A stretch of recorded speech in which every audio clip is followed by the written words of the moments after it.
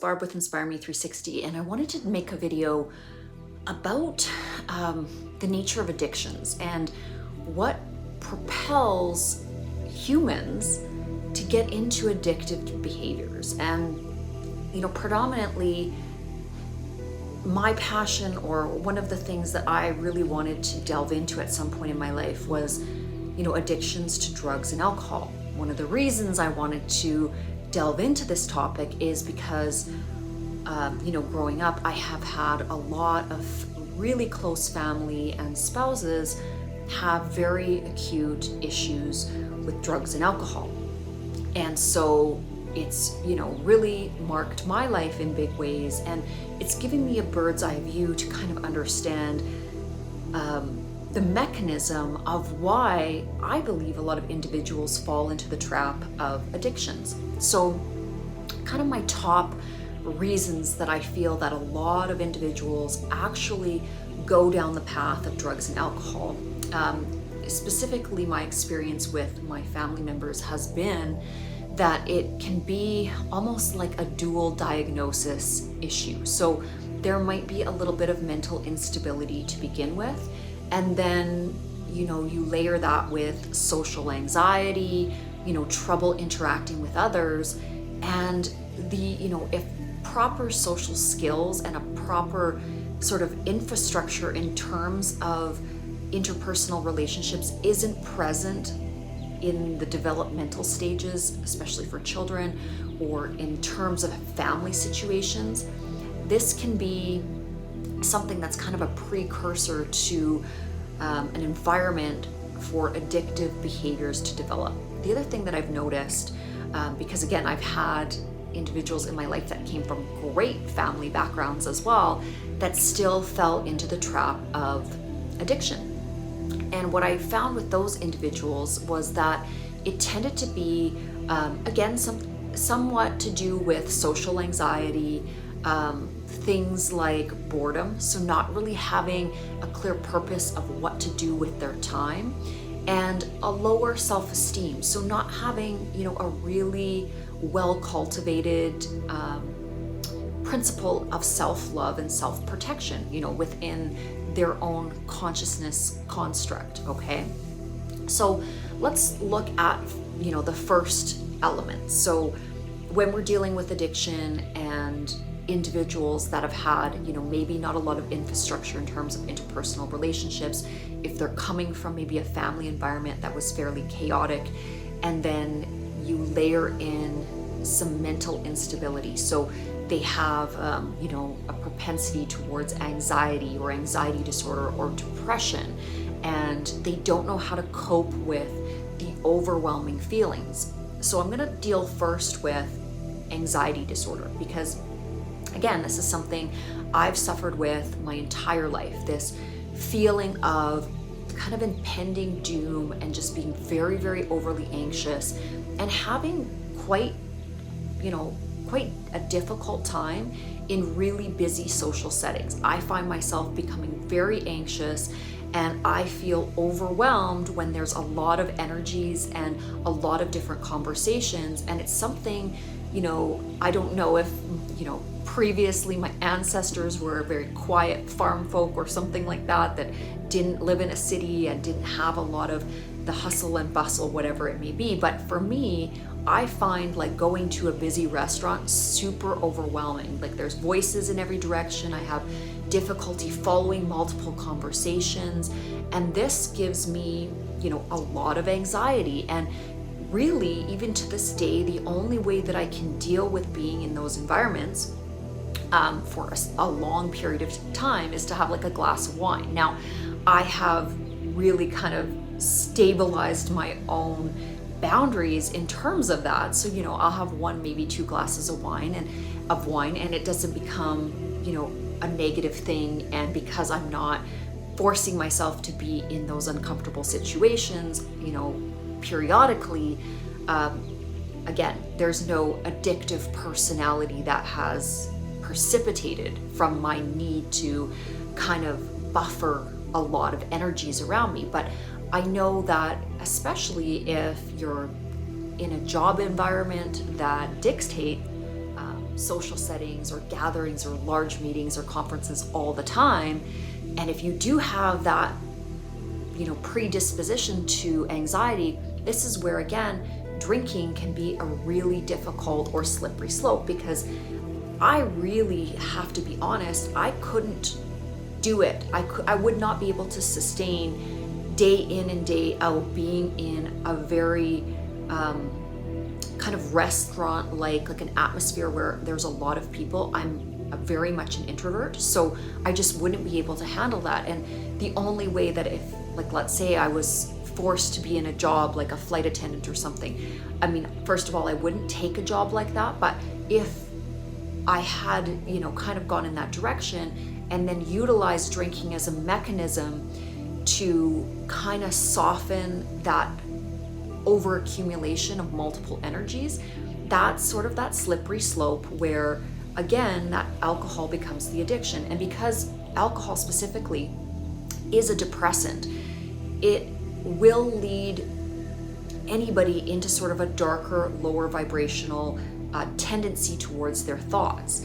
And then, if that happens, then it's kind of this vicious cycle where, again, it sort of releases the pressure to have a drink. So that becomes the coping mechanism. And that's how essentially somebody becomes an alcoholic, because it is just that. It usually starts out as a coping mechanism to deal with something in our outer environment.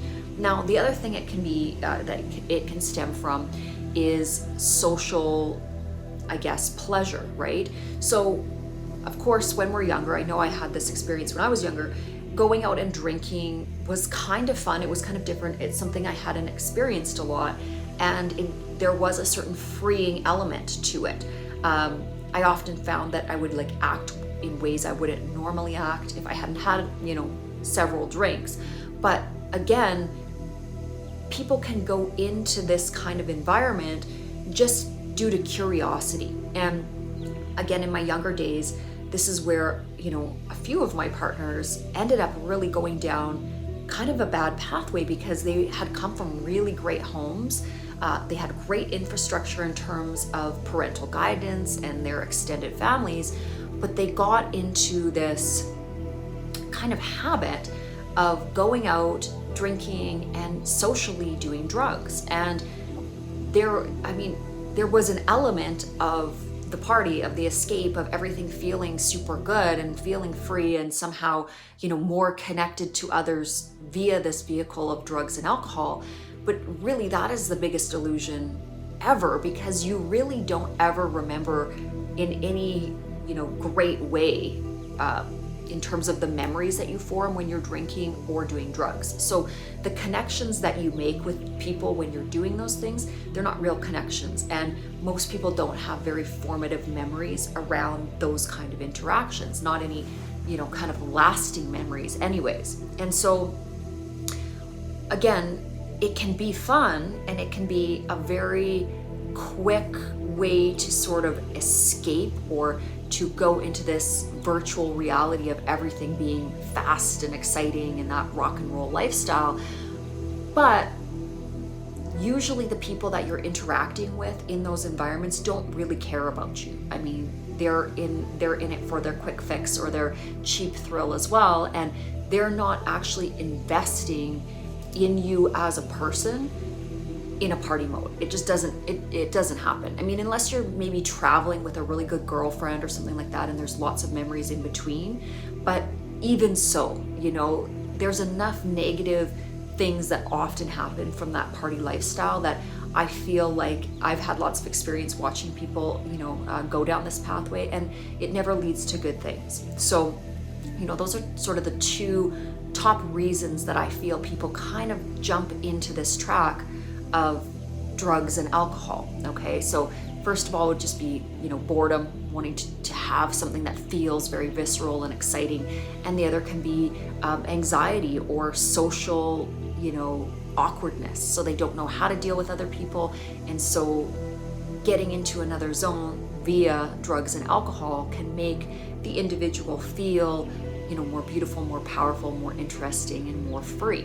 And the other reason I believe that a lot of people get into any kind of addiction drugs, alcohol, gambling, shopping, overspending, sexual addictions, anything like that, is because of loneliness or lack of connection. So when we're not feeling a lot of really deep connections in our lives, and if we're feeling this sort of pervasive loneliness, human beings are social creatures. So we have in our very nature that desire to connect with others. And there's two types of styles of this, okay? So, and it's on a spectrum, so they're not completely, totally, just two different types of people. But again, in terms of the introvert and the extrovert. So the introvert, which is the type of person I am, so I understand it, quite well. I gain energy, or I gain human connection from one-on-one, very deep, insightful exchanges of energy with people. And then I need to go back into my little cocoon, and I need to unwind and really process those relationships or those interactions. And I like to spend a lot of time alone. I really like to be doing activities. I like, the arts, that kind of things, but more solitary kind of interactions or one-on-one. Okay.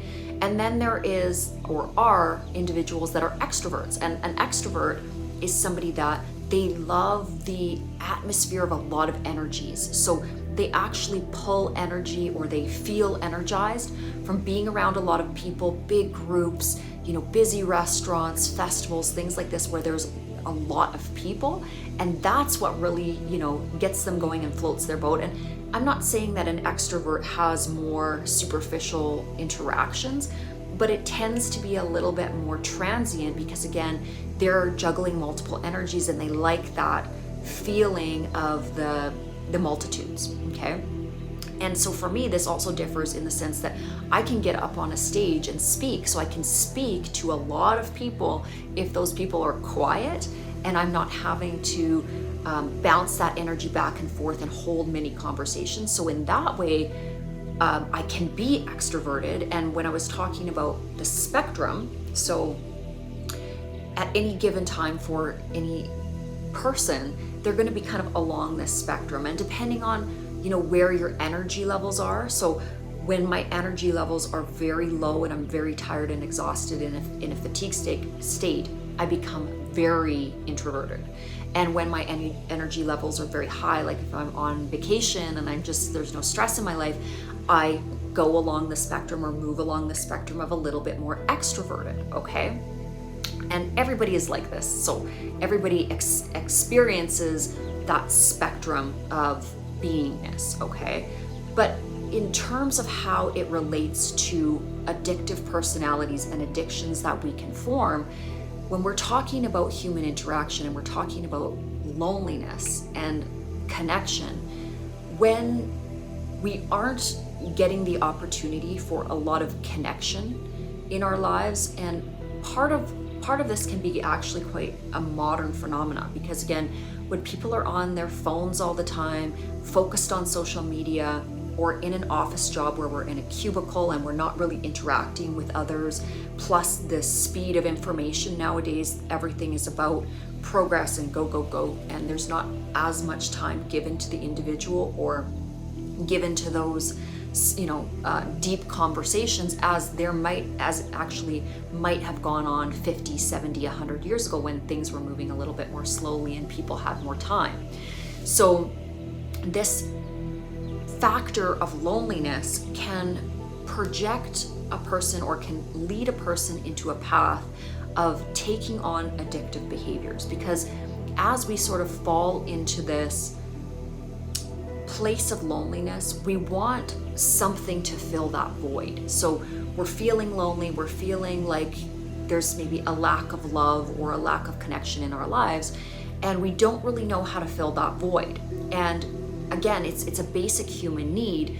So often what I've noticed with people with addictive personalities is that they will start doing whatever that escape mechanism is, or that addictive outlet, to help kind of dampen down the the issue or the feeling of loneliness or lack of interconnection.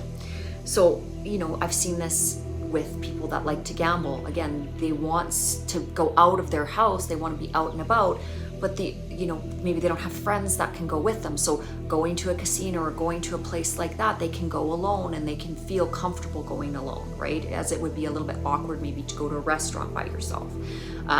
This is often paired with drinking, right? If we are out and about and we're feeling a little awkward, if we have a drink, it's going to take that edge off and we're not going to feel so awkward. Things again like drug addiction. So different drugs do different things. If we're tending to be a little bit of a depressed personality, we might want to really get out of those dark thoughts, and so we will take some sort of a drug that kind of puts us in, or more so out of our mind, and in kind of an maybe more of a opioid type drug that sort of just mellows everything out so the mind isn't spinning in sort of dark, depressing thoughts.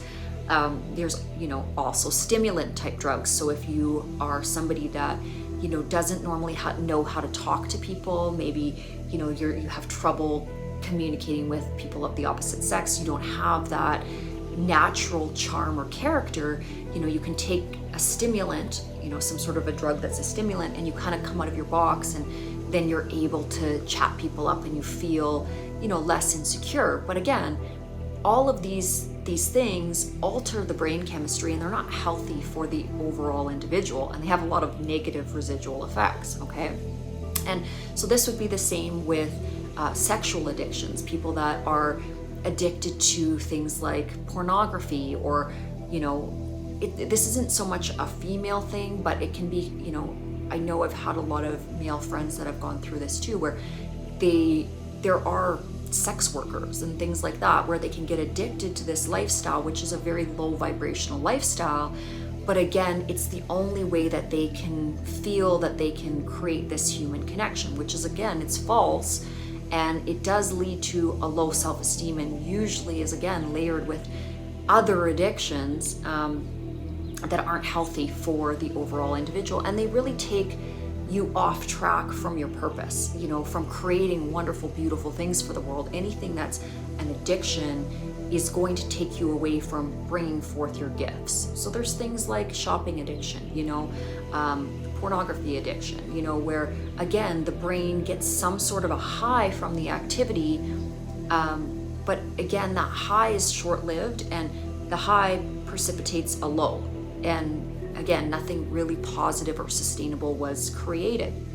There are other things in terms of addictions, things like eating addictions, anorexia, so being addicted to the controlling, what's coming in terms of food intake, work, being a workaholic. I'm a little bit on the spectrum of being a workaholic, okay? So sometimes when I'm in a tremendous amount of stress, the way I deal with it, or don't deal with it, is that I throw myself into work, and then I don't have to feel my emotions as much. And so even something like working can be an addiction, shopping can be an addiction. So over shopping or hoarding things, a lot of times, again, it's about that mechanism of control, wanting to control our environment and not wanting to feel the negative feelings, or essentially do the shadow work. Because again, anytime we are faced with obstacles in life and things that feel kind of negative, it's difficult for us as human beings to face it head on and say, I'm going to really look at this, and I'm going to peel it apart, and I'm going to feel it. So an example of this, I recently lost, several people that were really important to me, and a dog that had been with me kind of my whole life, who was sort of my soul animal. And I was having quite a difficult time balancing work and then the flood of emotions that was, coming out of nowhere. And I wasn't maybe dealing with it properly, or I wasn't allowing myself to feel my way through all of those emotions. And so essentially, again, I wasn't doing my own shadow work. I wasn't dealing with the things that were right in front of my face, of sort of negative behaviors, which would be working way too much, throwing myself into work, And this created an imbalance in terms of my own mental health. You know, the more I was feeling overwhelmed and in this cycle of grief and really in a tailspin, the more I pushed myself to work, when really what my body probably needed was a lot of rest, maybe some vacation time, and time to actually feel the grief and cry and mourn and, you know, take that time for myself. So again, when we're looking at these addictions, it's important to know what causes them, or what is the root cause of them. And I'm going to layer this video or make a secondary video about what are some of the things that you can do to get away or to get out of those addictive habits, and ways to kind of proactively put yourself in a positive place. But first of all, I wanted to identify what I've experienced and I've seen with people in my life in terms of addictive behaviors, and really look at the why behind how addictions are created, and, you know, why we'd even gravitate towards behaviors that really don't serve us and put us into a kind of a negative vortex.